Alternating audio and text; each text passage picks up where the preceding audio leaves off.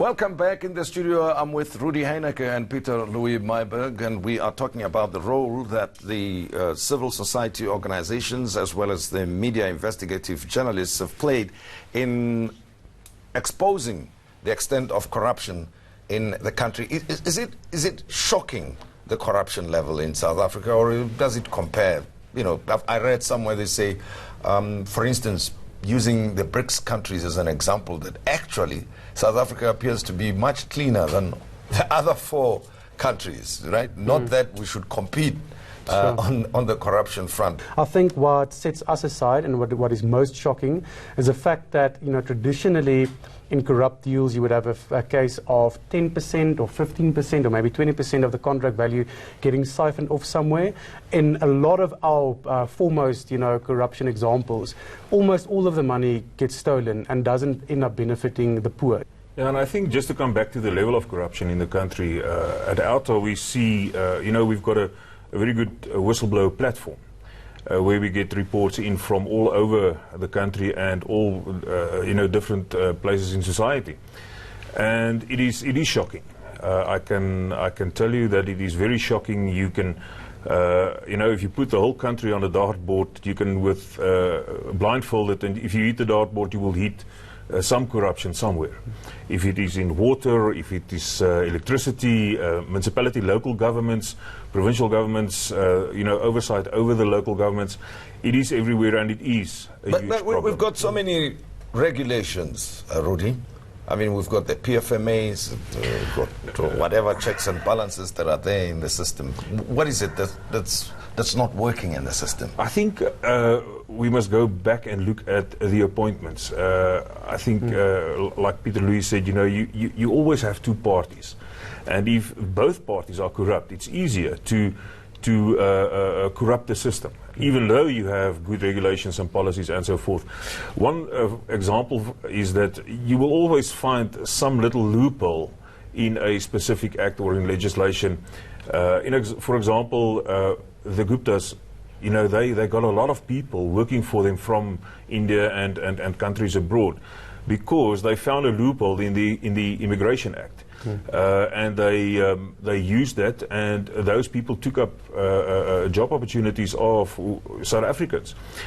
So that is the problem. There's always a loophole or two corrupt parties working together. Well, and the example, I suppose, is the latest story that you've been working on, Pieter-Louis, at Eskom, Kusile and Myburgh. I found that very interesting. Just give us a sense of how you came across the story and how you put it all together and arriving at the conclusion that a fund was established, at about 75 million rand that benefited an Eskom official. Tell me a bit more about that. Absolutely, Tim. So we at Scorpio, Daily Maverick Scorpio, we've taken Eskom's Kusile and Myburgh projects as a bit of a special project because of the fact that, you know, it's still feeding into the power crisis and Eskom's massive debt problems at the moment. You know, it's an issue of national importance. So we kind of broke down and started looking at where can we find indications of what went wrong at those power stations. So in this instance, long story short, there was a front company, a shelf company set up into which all these foremost, you know, top construction firms who were doing various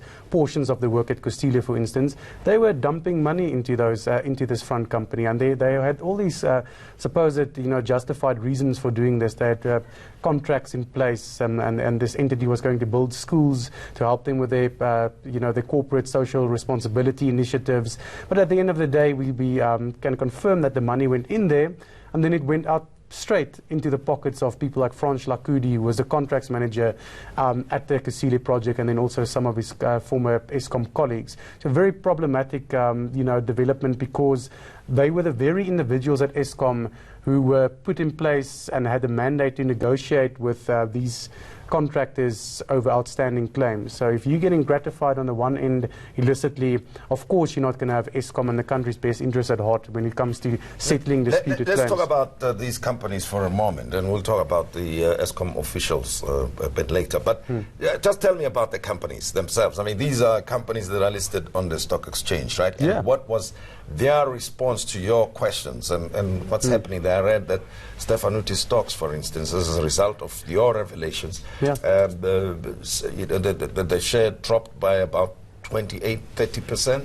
Yes, actually on immediately after the publication of the story. But tell me more about your interactions with them. Yes. So Tim, so the 75 million rand was collectively contributed by Tenova, Stefanuti Stocks, Tubular and Essor. These are big construction firms. As you mentioned, Stefanuti Stocks, one of them at least, is listed on the JSE. And Stefanuti Stocks specifically, they paid 2 million rand into this apparent slush fund. They're sticking to the story that they had a contractual agreement in place with this entity. It was going to help them build schools in Limpopo and refurbish some schools, because when they become involved in certain provinces or certain sectors of the economy, they also roll out CSI initiatives, these corporate social responsibility initiatives, and that's the story they're sticking to. But there are good documentation. There's good documentation in place that indicates that the social responsibility projects weren't rolled out, that at least portions of that money did end up in these Eskom officials' pockets. So their stories and their justifications for paying this money does seem at least dubious at this point. Well, at the very least.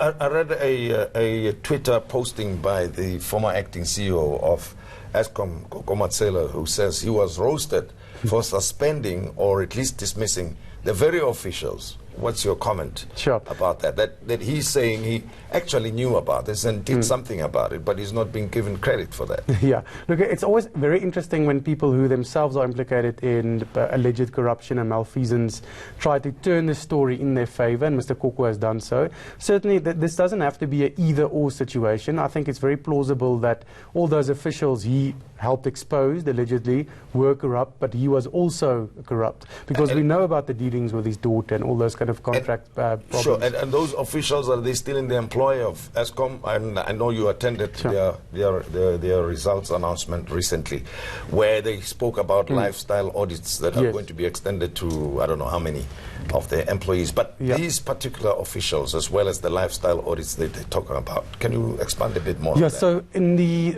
officials highlighted in our first round of reporting on the issue, they have been suspended or left the company. But there are a good extra 100 officials who were looked at in this broader lifestyle audit that Mr. Hadebe mentioned Mr. Jabu Mabuza mentioned in yesterday's press conference. So a lot of them are still in place at Eskom, which I think it won't be surprising if in the next couple of weeks, months, maybe we're going to see a good couple more heads roll over illicit payments involving Medupi and Kusile specifically. Right, I want to talk about OUTA and the Gupta leaks story, because that's been one of the major things that you focused on, and you've even put resources behind that. But one would think that because the Guptas are out of town, there's not much to report on the corruption front. Do you feel that you've struck a blow of sorts, that as a result of the cases that you've lodged with the Hawks and the NPA, that somehow the tide is turning? I truly believe that the tide is turning. The Gupta leaks, I just want to come back to that for a moment. There are about 2.2 million entries on that data set. For example, there's just under 50,000 spreadsheets, and it's in those documents that you find the detailed information and evidence, coupled to emails, coupled to agreements or other documentation. One thing that we must not forget is that the Gupta family, except for the eldest brother Ajay Gupta, the rest of the Gupta family are South African citizens. Ashu Chola was very instrumental in aiding the Guptas, is a South African citizen. Mr. Salim Essa is a South African citizen. So that is something that we must never forget about, is that if there's extraditions, they must come back to their country where they've got citizenship to stand trial to any wrongdoings. Furthermore, we are still mining the Gupta leaks, as well as other documentation and other information that we receive from whistleblower. And from the Gupta leaks side, I can assure you that on a daily basis, we still get small puzzle pieces to build this million-piece puzzle and put it together for the law enforcement agencies. And your comments on the regiment's capital and what transpired at Transnet recently? I mean, an amount of what, 500 million had to be paid back. What's happening with regiment's capital? Yeah, there was an agreement to pay back 320 million plus an additional 180. When the Capitec stocks were made available for them, they paid back, and then there was an application from the AFU to seize the rest of the assets of the three former erstwhile directors of regiments, Mr. Nonya and Pillay and Wood.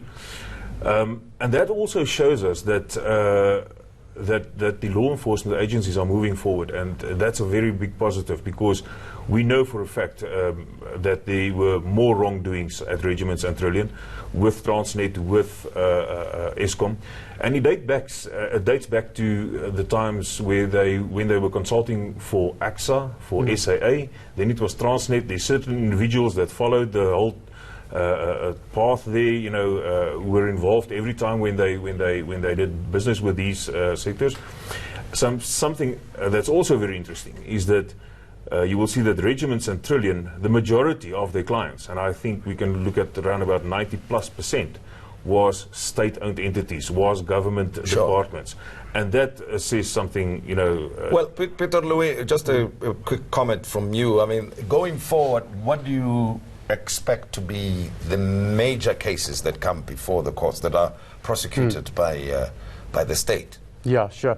I think it makes sense to have a bit of a top-down approach in terms of going after the big amounts where the largest amounts of money was looted, because then concomitantly there's also asset recovery process, hopefully.